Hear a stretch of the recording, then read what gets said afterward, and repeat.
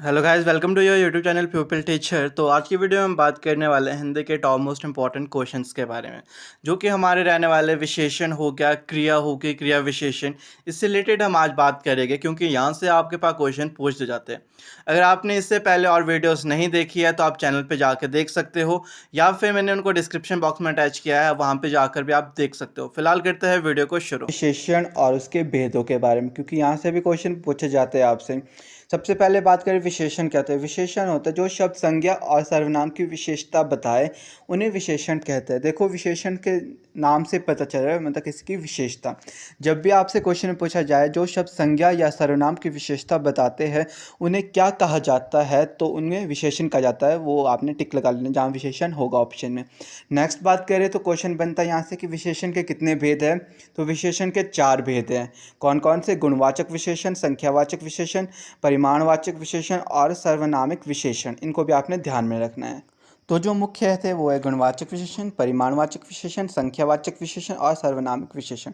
गुणवाचक विशेषण की बात करें तो जब हम किसी के गुणों के बारे में बात करते हैं, गुण में सब कुछ आ जाता है आपका। अच्छा गुण हो, बुरा हो, रंग, रूप, स्थान, गंध, सब चीज़ें आ जाती है आपकी। ठीक है, ये जो भी आपके गुणवाचक विशेषण आएंगे कि अच्छा था, भला था, नीला था, लाल था, पीला था, इस तरीके के शब्द आपके पास आ जाते हैं। जैसे पहाड़ी हो गई, दिल्ली हो गई, दिल्ली वाला, भारतीय, अगर ऐसे शब्द है वो गुणवाचक विशेषण के अंदर आपके आते हैं। नेक्स्ट बात करें तो जो परिमाणवाचक विशेषण है, ये हमारा नापतोल से संबंध रखता है। तो इसमें आता है एक निश्चयवाचक परिमाण, एक है अनिश्चय। जो निश्चय है उसमें आपको पता है निश्चित कि मुझे 2 लीटर दूध चाहिए, मुझे 1 दर्जन आम लेने हैं, मुझे 1 दर्जन केले लेने हैं। तो आपको पता है कि जिसमें आपको पता चल रहा है निश्चय, निश्चित है आपने किया। एक है अनिश्चय जिसमें कि मुझे थोड़ा सा दूध चाहिए, मतलब कि ऐसा हो गया हलवे में बहुत ज़्यादा घी पड़ गया। ऐसे तरह के शब्द जहाँ पे थोड़ा, बहुत, ज़्यादा ऐसे शब्द आए, वो अनिश्चय परिमाणवाचक होता है। निश्चय में जहाँ को निश्चित पता है कि आपको कितनी चीज़ चाहिए, कितनी चीज़ लानी है, तो ये आपके निश्चय में होगा। इसको भी आपने ध्यान में रखना है। अगर हम बात करें संख्यावाचक विशेषण, ये भी हमारे संख्याओं से मतलब संबंध रखते हैं, जिसमें कि हमारे को संख्या में 2 होते हैं, एक है निश्चय और एक है अनिश्चय। निश्चय की बात करें तो हमारे को पता है कि 1, 3, 4 इस तरीके के क्रमबद्ध होते हैं। पहला वो पहले स्थान पे बैठता है, वो दूसरे स्थान पे बैठता है, इस तरीके के आगे तुम दोनों, तुम चार, अगर ऐसे शब्द हैं वो हमारे निश्चय संख्या के बारे में बात करते हैं। अनिश्चय की बात करें तो कुछ विद्यार्थी वहाँ जा रहे थे, थोड़ी लड़कियाँ होगी, सब लड़के, इस तरीके के शब्द हमारे अनिश्चय संख्यावाचक के अंदर आते हैं। तो लास्ट भेद की बात करें तो ये हमारा सार्वनामिक भेद। इसमें बोले तो सर्वनाम, मतलब कि हम सर्वनाम का यूज़ करते हैं कि यह मेरा घर है, वह मेरा दोस्त है, वे मुझे अच्छा लगता है, कोई पढ़ रहा है, तो वे, यह, मेरा, इस तरीके के जो शब्द है वो देखो सर्वनाम के अंदर आते हैं।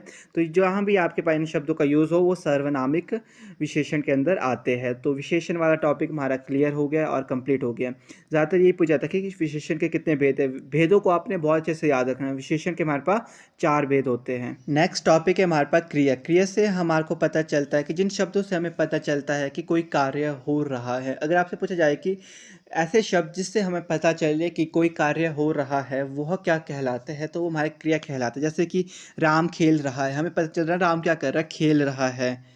इस तरीके के शब्द होते हैं। ठीक है, कि कोई खाना खा रहा है, मोहन खाना खा रहा है, राम वहाँ, राम नाच रहा है, राम गाना गा रहा है। जब ऐसे ऐसे शब्द आए तो हमें पता चल रहा है, क्रिया के बारे में पता चल रहा है कि कोई कार्य हो रहा है। अगर आपसे कभी भी मतलब कार्य से संबंधित पूछा जाए तो मतलब वो क्रिया के अंदर आता है। इस चीज़ को आपने याद रखना है। नेक्स्ट बात करते हैं हम क्रिया के भेद, क्योंकि सबसे इंपॉर्टेंट तो यही है। हर एक चीज़ के भेद और उसकी डेफिनेशन से क्वेश्चन आ जाता है, या भेदों से क्वेश्चन आपसे पूछा जाता है।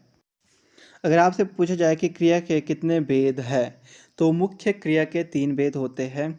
एक कर्म के आधार पर, एक प्रयोग या रचना के आधार पर, एक काल के आधार पर। अगर हम बात करें कर्म के आधार पर, आपके 2 प्रकार होते हैं। अगर आपसे कल को कभी ये पूछा जाए कर्म के आधार पर क्रिया के कितने भेद होते हैं, तो 2 होते हैं, एक अकर्मक, एक सकर्मक। अकर्मक में आपको पूरी चीज़ बताई नहीं जाती, सकर्मक में आपको पूरी चीज़ बताई जाती है। बाय द वे, जैसे अकर्मक में है राम खेल रहा है, तो क्या खेल खेल रहा है, कहाँ खेल रहा है, ये आपको पूरा नहीं बताया गया। अगर आपसे बोला जाए कि राम गिल्ली डंडा खेल रहा है, तो ये आपका सकर्मक क्रिया है, क्योंकि आपको पता चल रहा है कि कौन सा खेल खेल रहा है। अकर्मक में आपको आधी चीज़ बताई जाती है और सकर्मक में आपको पूरी चीज़। जैसे कि राम लिख रहा है, क्या लिख रहा है वो हमें नहीं पता है, तो ये अकर्मक है। राम पत्र लिख रहा है, ये आपका सकर्मक क्रिया है, तो इसको याद रखें। नेक्स्ट बात करें तो प्रयोग एवं रचना के आधार पर क्रिया के कितने भेद होते हैं, तो वो हमारे 8 भेद होते हैं।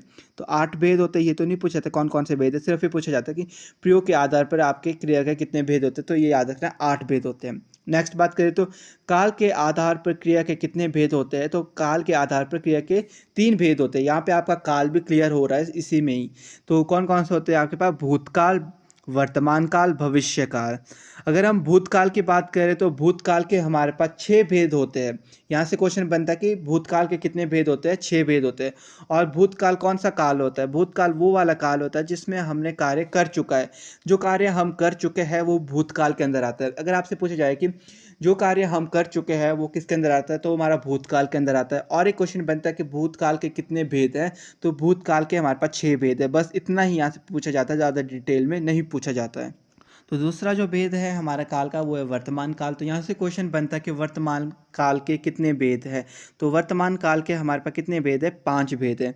कभी भी आपसे पूछा जाए कि वर्तमान काल के कितने भेद है, तो वर्तमान काल के आपके पास 5 भेद है, इसको आपने ध्यान रखना। और जो वर्तमान काल होता है, जो काल चल रहा है, मैं नाच रहा हूँ, तो मतलब हूँ आ गया ना लास्ट में, मतलब मैं नाच रहा हूँ, अभी भी मैं नाच ही रहा हूँ, तो मतलब कार्य कर रहा हूँ। मैं गाना गा रहा हूँ, मैं पढ़ रहा हूँ, ऐसे शब्द किसके अंदर आएंगे, वर्तमान काल के अंदर।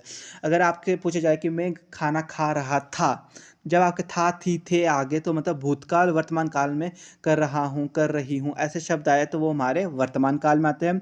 नेक्स्ट बात करें तो भविष्य काल। भविष्य काल होता है जो हमारा भविष्य में आने वाला है, मतलब मैं कल नाचूंगा, मैं कल खाना खाऊंगा, मैं कल व्रत करूंगा, मैं कल शिमला जाऊंगा, गा गी गे, ये शब्द आपके भविष्य काल में आते हैं। और यहाँ से क्वेश्चन बनता है कि भविष्य काल के कितने भेद है, भविष्य काल के आपके पास 3 भेद है। ज़्यादा डिटेल में नहीं पूछा जाता, बस इतना पूछा जाता है कि भविष्य काल के कितने भेद है, मतलब उनके नाम नहीं पूछे जाते कभी। तो बस ये याद रखना, भूतकाल के आपके पास 6 भेद है, और जो वर्तमान काल है उसके आपके पास 5 भेद है, और जो भविष्य काल है उसके आपके पास 3 भेद है। इन चीज़ों को याद रखना, तो आपका जो टैट है वो इजीली क्लियर हो जाएगा। और अगर कोई पेड नोट चाहता है, मतलब वो भी अवेलेबल है, अगर किसी को नोट्स और पीडीएफ चाहिए तो उसको मिल जाएगा। मेरा व्हाट्सएप नंबर भी आपको स्क्रीन पे दिख रहा होगा। तो हर एक नोट्स के कितना प्राइस है वो आपको, मतलब आप मेरे को व्हाट्सएप में मैसेज कर देना, फिर मैं आपको बता लूँगा वहाँ पे। नेक्स्ट टॉपिक है हमारा क्रिया विशेषण। यहाँ से बहुत बार क्वेश्चन पूछे जाते हैं। तो क्रिया विशेषण का अर्थ होता है जब हमें क्रिया की विशेषता का पता चले। अगर आपसे कभी भी क्वेश्चन आ जाए कि जिस शब्द से हमें क्रिया की विशेषता का पता चले उसे क्या कहते हैं, तो उसे क्रिया विशेषण कहते हैं। जैसे कि वह धीरे धीरे चलता है, तो इसमें क्या है, जो चलता है वो एक क्रिया है, और धीरे धीरे क्या है उसकी विशेषता है, उसके बारे में बता रहे हैं। विशेषता ज़रूरी नहीं उसकी अच्छाई हो, उसकी बुराई भी हो सकता है, विशेषता के अंदर सब बातें आती है। नेक्स्ट बात करें तो जो यहाँ से पूछा जाता है क्वेश्चन वो है कि क्रिया विशेषण के कितने भेद है, तो क्रिया विशेषण के हमारे पास 4 भेद है।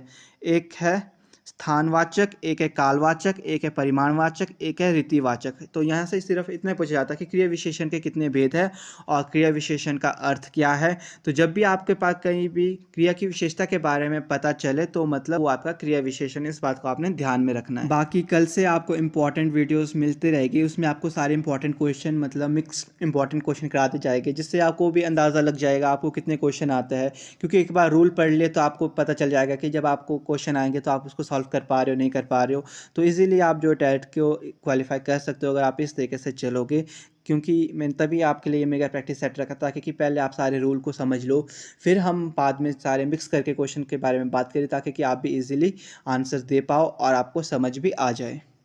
नेक्स्ट है हमारा कारक। तो ये बहुत ही इंपॉर्टेंट टॉपिक है, हर साल क्वेश्चन आता है और बहुत ईजी टॉपिक भी एक तरीके से। क्योंकि अगर आपको कल के लिए पूछा जाए कि आपको दिया होगा कि कर्ता के अंदर कौन सा चिन्ह आता है, तो ऑप्शन में दे रखा होगा ने, को, से। तो आपको पता है कि कर्ता के अंदर कौन सा चिन्ह आता है, ने। तो इसको बस आपने याद रखना है, कर्ता ने कर्म को कर्ण से के द्वारा, संप्रदान को के लिए अपादान से, संबंध का के की रा रे री, अधिकरण में पर संबोधन हे अरे होम। जब भी आपके पास संबोधन चिन्ह लगे वो किस में आएगा, संबोधन में आ जाएगा। ठीक है। कल को आपसे पूछा जाए क्या कि हे राम कौन सा कारक है, तो हे राम होगा और साथ में आपके पास संबोधक चिन्ह लगा होगा, तो किसके अंदर आएगा आपका, सीधे संबोधक चिन्ह पे। तो बस कारक से यही क्वेश्चन आते हैं, इनको आपने ध्यान में रख